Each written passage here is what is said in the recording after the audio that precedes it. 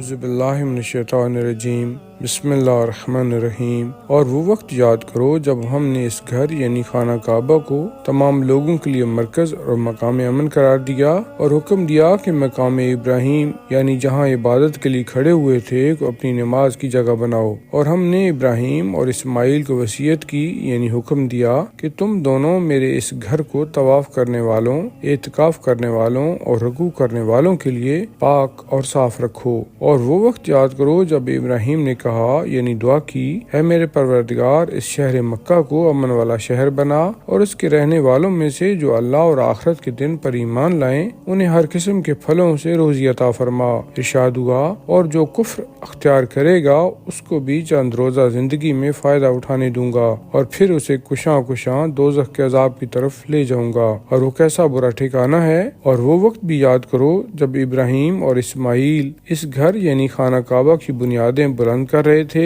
اور اس کے ساتھ ساتھ یہ دعا کرتے جاتے تھے، اے ہمارے پروردگار ہم سے یہ عمل قبول فرما، بے شک تو بڑا سننے والا اور بڑا جاننے والا ہے۔ اے ہمارے پروردگار ہمیں اپنا حقیقی مسلمان یعنی فرمان بردار بندہ بنائے رکھ اور ہماری اولاد میں سے بھی ایک امت مسلمہ یعنی فرمان بردار امت قرار دے، اور ہمیں ہماری عبادت کے طریقے بتا اور ہماری توبہ قبول فرما، بے شک تو بڑا توبہ قبول کرنے والا بڑا مہربان ہے۔ اے ہمارے پروردگار ان امت مسلمہ میں انہی میں سے ایک ایسا پیغمبر بھیج جو انہیں تیری آیتیں پڑھ کر سنائے اور ان کو کتاب اور حکمت کی تعلیم دے اور ان کے نفوس کو پاکیزہ بنائے، یقیناً تو بڑا زبردست اور بڑی حکمت والا ہے۔ اور کون ہے جو ابراہیم کی ملت اور مذہب سے روگردانی کرے سوائے اس کے جو اپنے آپ کو احمق بنائے، اور ہم نے انہیں دنیا میں منتخب کیا اور آخرت میں بھی ان کا شمار نیکوکاروں میں ہوگا۔ یہ انتخاب اس وقت ہوا جب ان کے پروردگار نے ان سے فرمایا مسلم ہو جا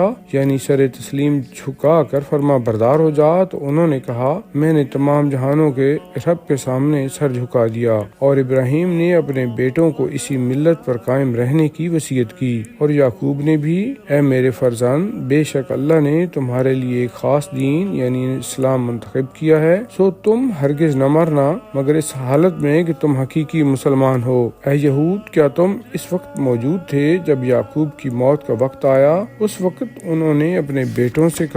پوچھا کہ تم میرے بعد کس کی عبادت کرو گے؟ انہوں نے کہا ہم آپ کے اور آپ کے آبا و اجداد ابراہیم، اسماعیل اور اسحاق کے واحد اور یکتا معبود کی عبادت کریں گے، اور ہم اسی کے مسلمان یعنی فرما بردار ہیں۔ یہ ایک جماعت تھی جو گزر گئی، اس کے لیے وہ ہے جو اس نے کمایا اور تمہارے لیے وہ ہے جو تم کماؤ گے، اور وہ جو کچھ کرتے تھے اس کے بارے میں تم سے پوچھ کچھ نہیں ہوگی۔ اور وہ یہود اور نصارہ کہتے ہیں کہ یہودی ہو جاؤ یا نصرانی تاکہ ہدایت پا جاؤ۔ اے رسول کہہ دیجئے کہ نہیں، بلکہ ہم ابراہیم کی ملت پر ہیں جو نرے کھرے مواحد تھے اور مشرکوں میں سے نہیں تھے۔ مسلمانوں کہو ہم تو ایمان لائے ہیں اللہ پر اور اس قرآن پر جو ہماری طرف نازل ہوا ہے، اور اس پر جو ابراہیم، اسماعیل، اسحاق، یعقوب اور اسباط پر اتارا گیا، اور جو کچھ جناب موسیٰ، عیسیٰ کو اور جو کچھ دوسرے انبیاء کو عطا کیا گیا اس پر، اور ہم ان سب کے برحق ہونے میں